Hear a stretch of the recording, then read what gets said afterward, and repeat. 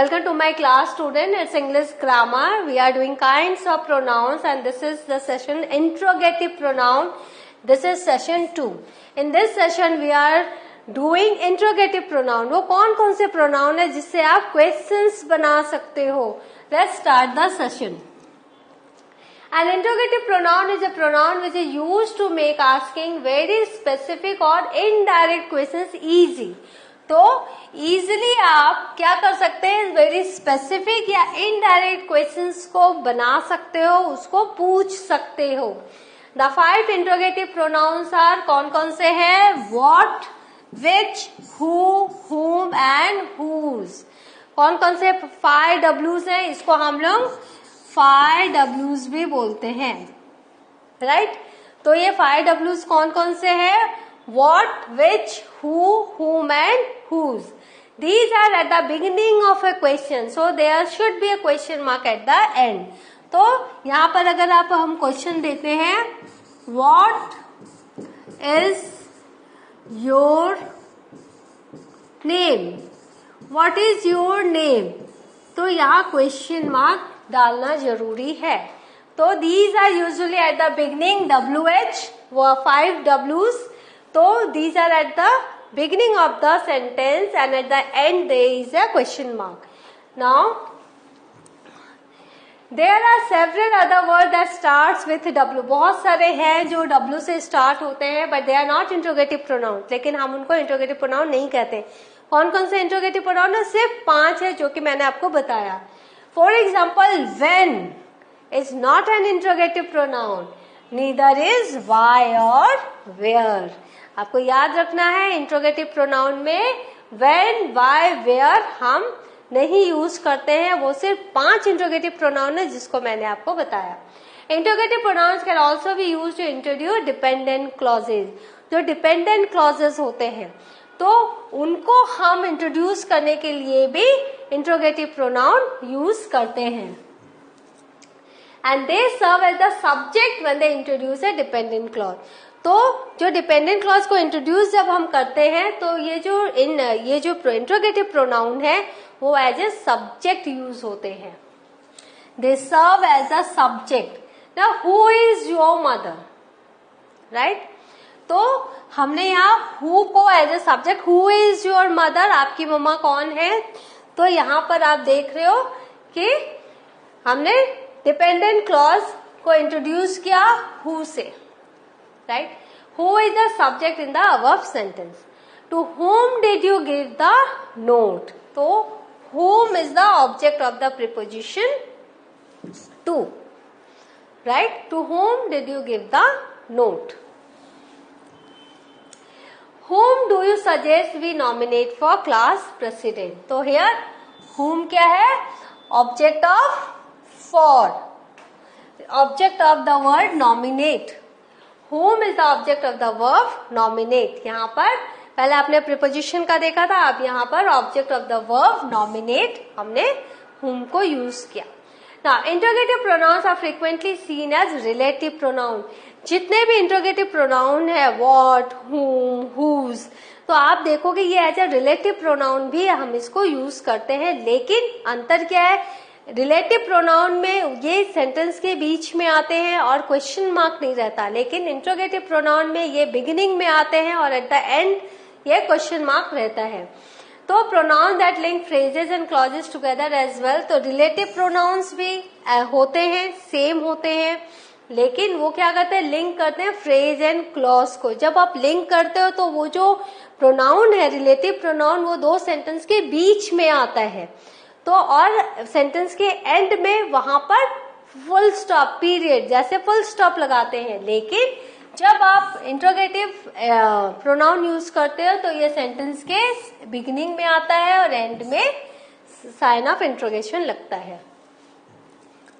Now relative pronoun, the man who lost his wallet. यहाँ पर देखो हु बीच में आया है, could not by his groceries. The car which rain over the window belongs to my neighbor. So when who or which is after another noun and is standing in for that noun in different clause, you are dealing with a relative pronoun. तो आप ये देख रहे हो who जो है वो different noun के लिए यूज हुआ है, यहाँ पर द मैन के लिए यूज हुआ है और ये बीच में है, it's not at the beginning of this, और यहाँ पर इसीलिए इसको हम रिलेटिव प्रोनाउन कहेंगे।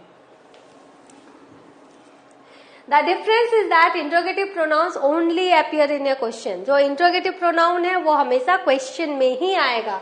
Who is it you want? Which book is your choice? There is only one clause under the who which is not referring to another noun in the sentence. तो यहाँ पर देखो, यहाँ पर in the which book is your choice, यहाँ सिर्फ एक clause है और who और which किसी और क्लॉज के लिए नहीं आया है। Only one clause is there, कोई भी डिपेंडेंट क्लॉज यहाँ नहीं है और ये कोई दूसरे नाउन को भी रेफर नहीं कर रहे, तो ये जो है इंट्रोगेटिव प्रोनाउन है। नाउ अब हम देखते हैं कैसे हम लोग यूज करते हैं इंट्रोगेटिव प्रोनाउन को सेंटेंसेस में। What is the rule? What is used to ask questions about people or objects? Example, what is your friend's name? What time are we supposed to be there? दूसरा है which.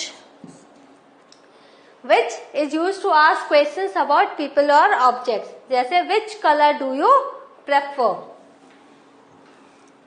Now who used to ask questions about people only, not objects. Example, who is your uncle? Now whom? It is used to ask questions about people again. Say people, no objects. Whom did you speak to? Then whose? Fifth one. Used to ask questions about people or objects always related to possession. जब हम possession ownership की बात करते हैं तो whose हम उससे questions बनाते हैं. Whose sweater is this? Whose parents are those?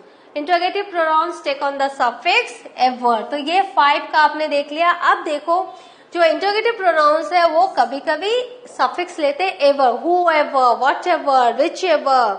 तो इस तरह से हम एवर सफिक्स भी लेते हैं, whatever, whatsoever, whichever, whoever, whosoever, whomever, whomsoever, whosoever. तो एग्जाम्पल देख लो, whoever would want to do such an nasty thing? Whatever did he say to make her cry like that?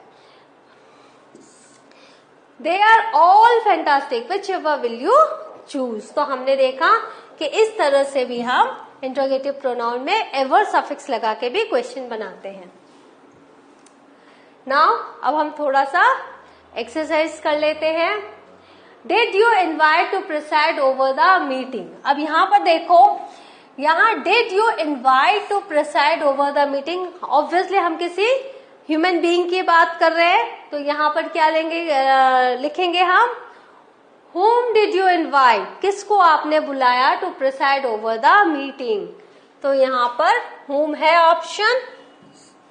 She asked dash I prefer tea or coffee. तो she asked, तो यहाँ पर क्या है, T और coffee.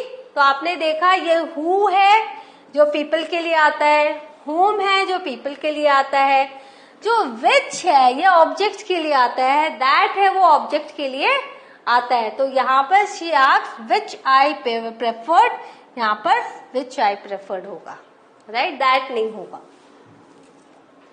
Now of are you speaking?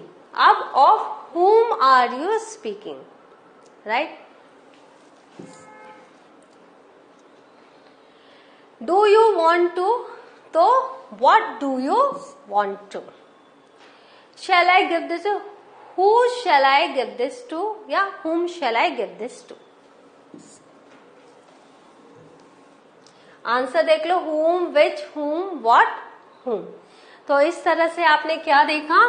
You have seen interrogative pronoun. You have understood what are the interrogative pronoun.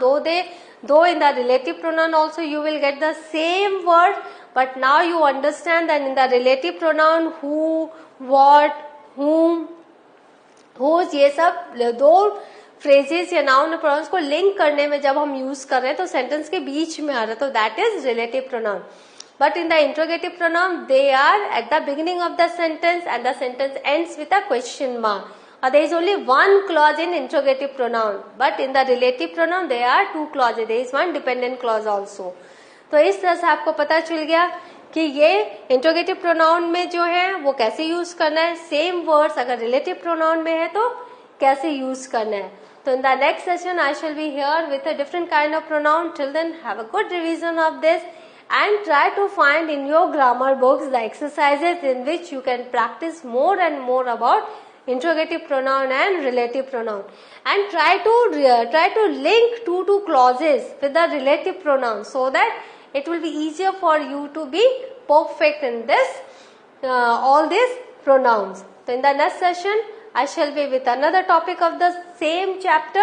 Till then, have a good revision of this session. Thank you.